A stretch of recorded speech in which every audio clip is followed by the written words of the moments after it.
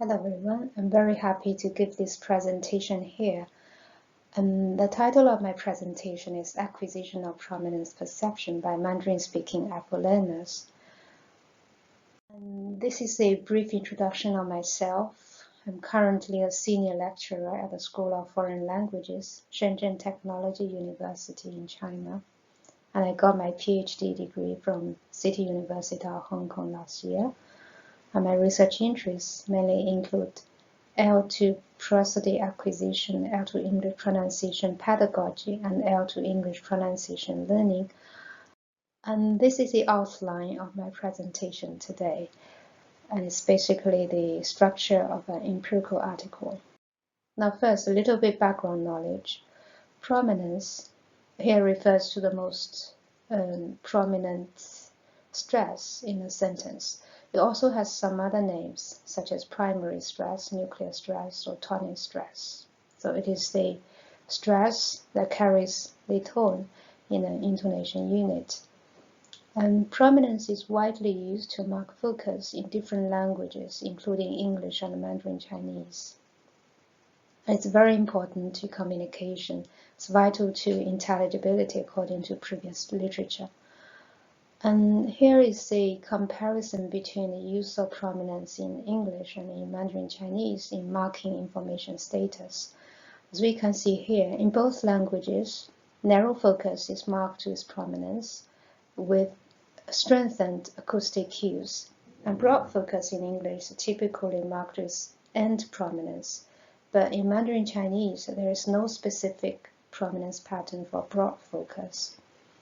And for given information in both languages, it's marked with de-accentuation, that is, absence of prominence, with reduced acoustic cues. So here we can see there's difference, both similarity and difference between the two languages in using prominence for marking information status. And also we know English is a stressed language and Mandarin Chinese is a non-stressed language. So this may make it difficult for Mandarin Chinese speaking English learners to acquire prominence. Now, related studies. First, I'd like to introduce a theory, the stress typology model proposed by Altman and Vogel in 2002. According to this model, speakers of non-stress native languages have little difficulty in stress perception. And this has been supported with empirical evidence by Altman and Vogel, and Jensen.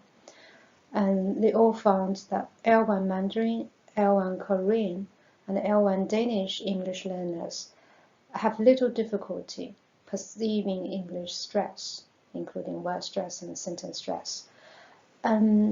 But pay attention, their learners are all of higher, relatively speaking, higher English proficiency. And there's more literature reporting that L2 English learners in general are weaker than native speakers in perceiving prominence.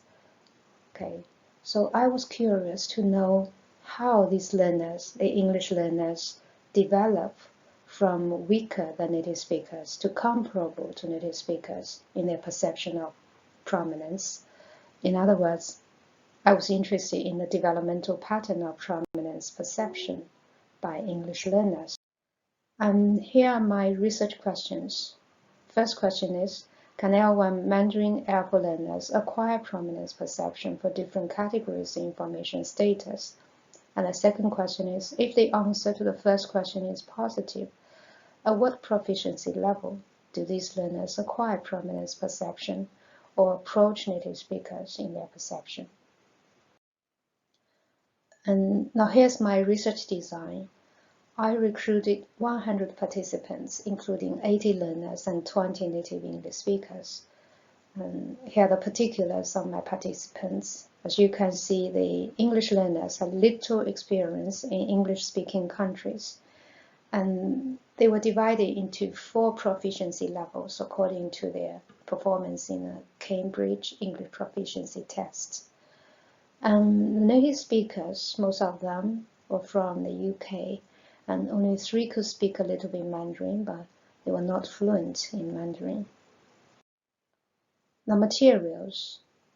I designed 56 sentences, and they are all answers to questions.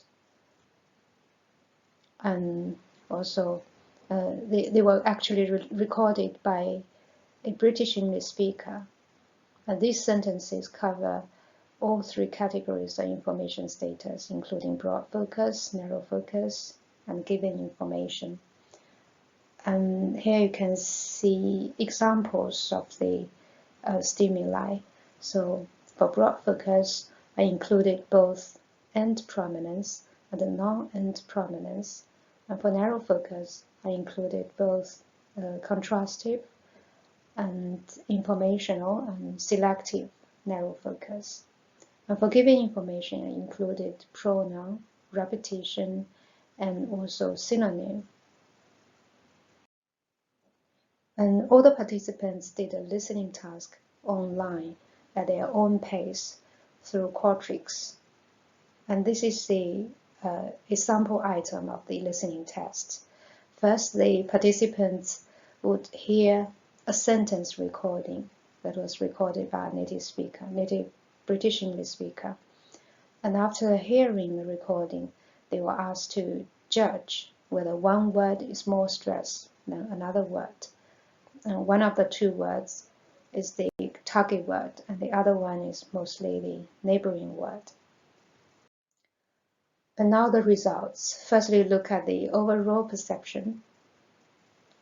Now here, this is the deep dive of the score by different groups. As we can see, there's a very clear tendency of acquisition among the learner groups. You can see the performance increased with their proficiency. And the results of a one-way ANOVA test revealed that the preliminary group, that is group 4, performed the worse than all the other groups. And also I used an implicational scale to explore the developmental patterns. So here in this table, we can see that's about the high achievers. So the high achievers refer to those participants with an accuracy rate of 75% and above. And also I adopted the criterion for acquisition that is 80%. So that means when in one group, there were 80% of members who were the high achievers, then this group is considered to have acquired prominence perception. So according to this criterion, 80%, can see the red line divides the groups who have acquired prominence perception from the group which have not yet acquired prominence perception, and the green line divides the groups who have achieved comparable performance with native speakers. And also on the other side, you can see that the groups who did not achieve comparable performance with the native speakers. So here we can see, in general, the learners acquired prominence perception at a lower intermediate level, and they approached native English speakers' performance at a higher intermediate level. And now perception by category. So this shows the mean score of the different groups. So here we can see all groups perform the best on narrow focus perception, that is on perceiving, they perform the best on perceiving prominence for narrow focus, and the worst on broad focus prominence perception. And the results of ANOVAs revealed that the preliminary group performed the worst, and it was worse than all the other groups for all 3 categories. And then the implicational scale. So this time again we can see all the learners acquired prominence perception for all three categories at the lower intermediate level, and their performance approached native English speakers for narrow focus at the higher intermediate level, and for broad focus and giving information, it was at the advanced level. So we can see narrow focus was easier to the learners than broad focus and giving information. Then perception of prominence for narrow focus. So we also explored the difference among the types of narrow focus. And here we can see the advanced learners perform the best among the 5 groups. And the results of the ANOVA shows that the preliminary group again was the worst. It was worse than all the other groups for all 3 types of narrow focus. So that is informational, contrastive, and selective. The implicational scale. Here also the learners acquired prominence perception for narrow focus at the lower intermediate level, and they approached the native speakers in their performance for the selective narrow focus at the upper intermediate level, and for contrastive focus at the advanced level, but not for informational level. Actually, you can see the difference between the native speaker group and the advanced group was very small, actually. Okay, so again, we can see selecting narrow focus was the easiest to perceive to the learners. And now for broad focus, we investigated both the default end prominence and the exceptional non-end prominence. So here we can see for all groups, they perceived the non-end prominence better than the end prominence. And the results of ANOVA shows that the preliminary group was worse than the higher proficiency groups. And the implicational scale shows that the learners acquired prominence perception for both types at the lower intermediate level, and they approached native speakers in the perception for the non-end prominence at the upper intermediate level, and for the default end prominence at the advanced level. So this shows the exceptional pattern, that is the non-end prominence, was easier for the learners to perceive than the end prominence. Now for given information, so pronoun, repetition, and synonym. So here we can see they performed also differently on the 3 types. So they performed the best on the on the last 2, that's repetition and synonym. So they perform better on repetition and the synonym than on pronoun. And the results of ANOVA's reviews that the preliminary group again was worse than the higher proficiency groups.